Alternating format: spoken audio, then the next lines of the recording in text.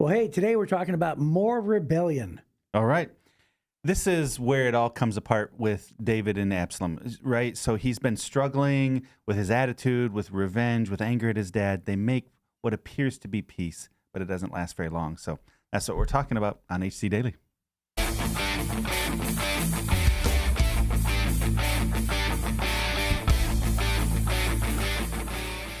You're listening to another episode of HC Daily, a daily devotional podcast that you can listen to at home or on the go. We believe that you can grow as much as you want to grow spiritually, and this podcast can be a part of your daily growth plan.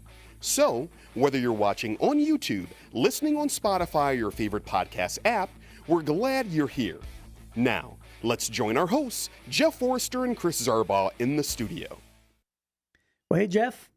Chris. There's something about you that probably a lot of people who know you know, but a lot of people who don't know you don't know. Don't know. Oh, hey, So- that might be true for all of us. Yes, I believe so. People who don't know us don't know So stuff if you were about to us. think about the last 10 years of your life and think about on the average, how many books do you think you read a year on the average? Just take a guess. I used to read more, but I'm probably now I'm somewhere between 50 and 60 books a year. Yeah. I used to read closer to 100, but it was because, you weren't carrying the internet around in your pocket all the time. So I found myself reading a lot more blogs and stuff like that than I used to. Yeah. But yeah, I probably 50 or 60 books a year. Yeah, and that's amazing because Well, I grew up without a TV. So, that's just became kind of both entertainment side and also for information. Well, one of the things that I learned in college right away is leaders are readers. Leaders are readers. There you go. That's true. Yeah. So what's the best book you've read lately? Oh, goodness gracious. Well, actually, I just got through the Deep and Wide by Annie Stanley. Oh, yeah. Yeah, I actually had read most of it. Mhm. And then when I got hired at Heritage, Chad gave it to me and said, "Have you read this?" And I said, "Yeah, I read most of it." And then I felt bad for thinking I'd never finished it. Okay. So I finished it. Oh, good. Yeah, it's a good one. I think so. I just recently finished a book on social media, which is funny because I don't like social media, but I'm curious about how do you capture the attention of thousands or millions of people, and social media's figured out how to do that. So I just read that. I also read a Western by Louis L'Amour, and I read a book about tea. Those are probably, I think, the three last books I read. So About the tea. history of tea. It's called The Story of Tea. Yeah. Wow, sounds riveting. Riveting. Yeah. That's what I tell you. I'm just kind of weird that way. I like to read Yeah. books. Okay. I also like to read the Bible, which I'm on the record saying many times I like to read more verses in these things. So today we're going to read 2 Samuel chapter 15, and we're talking about Absalom's rebellion. And now it's a full-on coup attempt is what's happening here. Right. So in 2 Samuel chapter 15, we're reading from the New Living Translation, and it says, after this, and the after this means after the king and Absalom had made up and he kissed him. Right. After this, Absalom bought a chariot and horses, and he hired 50 bodyguards to run ahead of him. He got up early every morning and went out to the gate of the city. When people brought a case to the king for judgment, Absalom would ask where in Israel they were from, and they would tell him their tribe. And then Absalom would say, "You've got a really good case here. It's too bad the king doesn't have anyone to hear it. I wish I were the judge. Then everyone could bring their cases to me for judgment, and I'd give them justice." When people tried to bow before him, Absalom wouldn't let them. Instead, he took them by the hand and kissed them. Absalom did this with everyone who came to the king for judgment, so he stole the hearts of all the people of Israel. After 4 years, Absalom said to the king, "Let me go to Hebron to offer a sacrifice to the Lord and fulfill a vow I made to him. For while your servant was at Geshur in Aram, I promised to sacrifice the Lord in Hebron if he ever bring me back to Jerusalem." "All right," the king told him, "go and fulfill your vow." So Absalom went to Hebron. But while he was there, he sent secret messengers to all the tribes of Israel to stir up a rebellion against the king. "As soon as you hear the ram's horn," his message read, "you're to say, 'Absalom has been crowned king in Hebron.'" He took 200 men from Jerusalem with him as guests, but they knew nothing of his intentions. While Absalom was offering the sacrifices, he sent for Ahithophel, one of David's counselors who lived in Gilo. Soon many others joined Absalom, and the conspiracy gained momentum. A messenger soon arrived in Jerusalem to tell David, "All Israel has joined Absalom in a conspiracy against you." "Then we must flee at once, or it'll be too late," David urged his men. "Hurry. If we get out of the city before Absalom arrives, both we and the city of Jerusalem will be spared from disaster." "We're with you," his advisors replied. "Do what you think is best." So the king and all his household set out at once. He left no one behind except 10 of his concubines to look after the palace. The king and all his people set out on foot, pausing at the last house to let the king's men move past to lead the way. There were 600 men from Gath who had come with David, along with the king's bodyguard. Then the king turned and said to Ittai, a leader from the men of Gath, "Why are you coming with us? Go on back to King Absalom, for you are a guest in Israel, a foreigner in exile. You arrived only recently, and should I force you today to wander with us? I don't even know where we'll go. Go on back and take your kinsman with you, and may the Lord show you his unfailing love and faithfulness." But Ittai said to the king, "I vow to the Lord and by your own life that I will go wherever my lord the king goes, no matter what happens, whether it means life or death." David replied, "All right, come with us." So Ittai and all his men and their families went along, and everyone cried loudly as the king and his followers passed by. They crossed the Kidron Valley and then went out toward the wilderness. It goes on and tells us that a bunch of the priests and the Levites also followed David in this process. Yeah, so a full-on coup. So are we going to tell the ending of the coup, or are we going to save that for... That's another episode. That's another episode, right. Okay, so, it's very obvious that Absalom is cunning, and he is, it sounds like a great plan to me. And it says that he did this for... Well, I'll keep that in the back of my mind. Right. I'm gonna You're going to win over all the hearts of the people. Right, yeah, coup you, yeah. And it said it took him 4 years. And so here's what you have to wonder. You have to wonder, was he really sincere about being so nice to the people? I would bet the answer is no. Right? So he wanted to appear, just like a politician would. Yeah. Just appearing in front of, please don't bow in front of me. I'm going to kiss your hand. I'm going to demonstrate humility and this appearance of, your best interest at heart. And he does all of it for one thing, for himself. Yeah. So the city gates in those days, and even in many places around the world today, are very, very important. They're the center of the government a lot of times. Certainly the elders of the villages would come and sit at the city gates. There'd always be a market there. And it's because, it's a great big giant wall, and suddenly there's this opening in the wall, and it funnels everybody through. So smart businessmen would set up stalls to sell fruit and vegetables and clothes and, knickknacks for the house and whatever. And the leaders would also gather there because there's so many people. So politicians just see an opportunity to go, okay, if I'm going to be around. So he gets himself a Ferrari, and he gets a bunch of, he gets a motorcade out in front of him. You got these 50 bodyguards, all this kind of stuff. That's essentially what he's doing. He's got this fancy chariot, and he makes a presentation to be early in the morning. Wow, what an industrious young man, right? So sun's just coming up, and here he is at the gate. For 4 years, he's doing this. And then he's pretending, well, you know what? I don't know that in his heart he would say he's faking it, right? A lot of times our strengths are also dangers to us, right? And so he's showing compassion and concern and care for these people. He's trying to be humble, even though everybody's praising him for how handsome and beautiful he is and big and powerful and all this stuff. And he's just taking advantage of the fact that he feels like his father's a failure. That's really it. He's seeing his dad be so passive, and his dad's not bringing judgment, and he doesn't feel like he got justice. He doesn't feel like his sister got justice. And so now he's saying, gee, I just wish you could really get the kind of justice you deserve. And, if I was in charge, I'd do it for you. And this is, I think, a danger and a temptation for people who are not the king, to try to bring attention to themselves and to make people think, man alive, you know what? If only he was in charge instead of the king we have. And so he's demonstrating disloyalty while pretending, or maybe giving lip service to trying to serve the people. I think we've all had conversations or seen scenes in movies, actually, also, where, where young whippersnappers have to be reminded of just who it is that they're talking to. Yeah. You almost wish that somebody would show up to Absalom and say, do you have any idea who you're rebelling against? This is David. Do you have any idea what he's accomplished, what he has meant to this kingdom? Right. And, you're disrespecting him because, of these latter years of his life. But he has the stripes on his arm, right? Right. He's earned that throne, and he is chosen by God.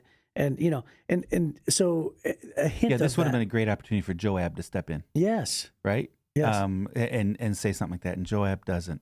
It would have been great if somebody would have said, all the wealth you have, the peace you have, the influence you have is all because of your dad. Right. And nobody does. Now, so we get a hint of this, and it's very small, right? Because David goes out and he flees, and then these men and women demonstrate and express extreme loyalty to him, right? And then it says that the leaders of Gath, right? Now, you know who's from Gath? Yeah, right. Goliath, Goliath is from Gath. So think about at one point in time when David was young, Gath would have been a place where it's the last place you want to go, right? So, and then over the years, there was actually a scripture where actually David fled and found refuge in Gath. He gained influence in Gath. While he was running from Saul. So there is a, so think about just the fact that Gath is even mentioned and what that represents. It represents David's ability to influence and to conquer and to lead and, and to just sway an entire, direction of a city to gain his loyalty. And it's just a small little hint there. And if you know the story, you recognize, man, you're reminded, man, King David, I can't believe they're doing this to him. Right. So this is one of those, there's 600 fighters. And David, even in this moment of danger, so he decides he's going to retreat, which, you know what? It takes some humility and wisdom to know when to retreat. And in this situation, David's instinct probably was to fight. David's a fighter. And this is a really bad situation. He's ready to fight. But in this moment, he says, if I stand and fight in Jerusalem, the whole city's going to get wiped out. So let's get out. And he goes out in the valley of Kidron. He gets out a way where if a battle's going to happen, which a battle eventually does happen, they're out away from the cities because he doesn't want any, extra fatalities or subsequent deaths from the followers of the people. This just needs to be army against army kind of thing is what he wanted. So in that moment, he was humble enough and wise enough to anticipate the best thing to do would be to retreat. Now is not the time to stand and fight. And he's going to choose his own battles. He's going to choose when it's right for him and the best time to fight. So he's packing up. And in the hurry of all this, he thinks of these guys that are so loyal to him. And this is one of those, another glimpse of just how great David was. It's why his mighty men loved him. It's why all these people loved him. When he's at his best, other people are more important than himself, right? And so he pauses and he says, listen, Ittai, why don't you take your 600 warriors? He needed warriors, but he felt like this isn't your fight. This is an Israelite versus Israelite fight. This is a House of David fight, and I don't want you and your men to die on my behalf. So, go ahead and go back. As a matter of fact, he sends him to King Absalom. Go back, he'll protect you, right? And he goes, no way. I'm going to swear on my own life and yours that we're going to stick with you on this one. And they retreat. Yeah, and it's also noteworthy to know that, like my Life Application Study Bible says in verse number 24 and 25, it says, the priests and the Levites were also loyal to David. You don't see that with Absalom. So you have those who are following God, those who are after the heart of God. They're hitching their wagon to David, and and Absalom sets in motion this plan, and of course it's based on lies. Yeah, right. It's based on lies, and so he's stirring up a rebellion. But there's no godly counsel with Absalom. At least it doesn't mention it. No, and this is again, he doesn't have Joab challenging him or anybody else challenging him at the gates. He doesn't have any spiritual leadership, and he's running amok as a result. And it says here, in the Life Application Study Bible notes, it says there's several reasons why David didn't just crush the rebellion, which it seems like that's what he would do. I already mentioned the fact he didn't want the city of Jerusalem destroyed, but it seems like it's fairly widespread.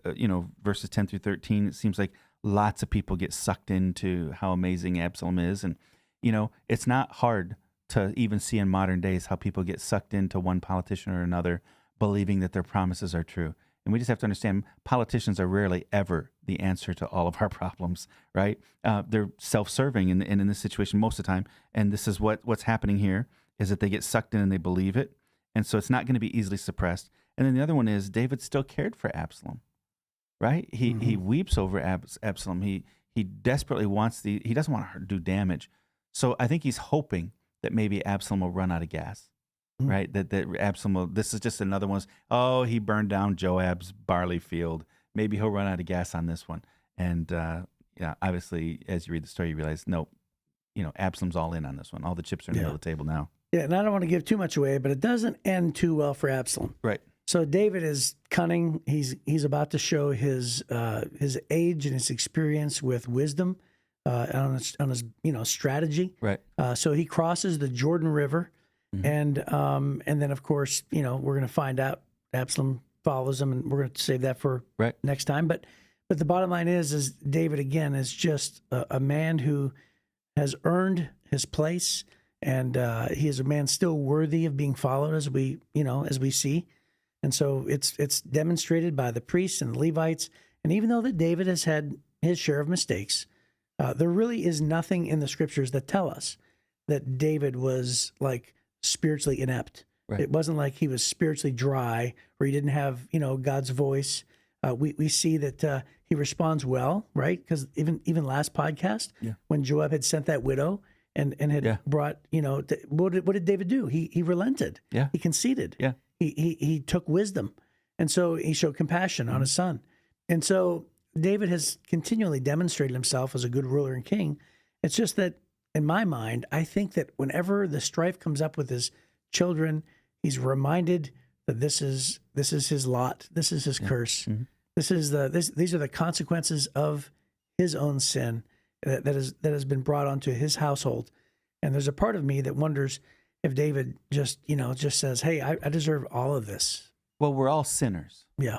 Right. So David is a sinner. Absalom is a sinner. Absalom is responsible for his own decisions, and so is David. Sure. Right. The difference between the two of them is when David is confronted with his sin, or when David's confronted with a bad decision, he pauses, he listens to godly counsel, he repents, and he turns back to God. When Absalom gets confronted with these things by his dad or whoever, he just keeps going.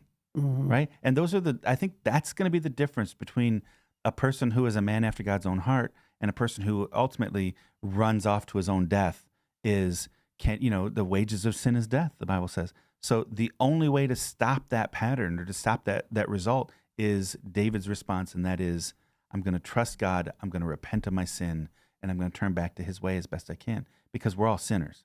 And so Absalom didn't, and he just kept running towards it. So there's some very noble character traits. He's handsome, he's winsome, he's, caring for the people. He knows how to capture their attention, with his chariots and his political movements and stuff like that. He had great compassion for his sister, and he had a strong sense of justice. Those are all good character traits. Yes. The problem was he didn't have spiritual character.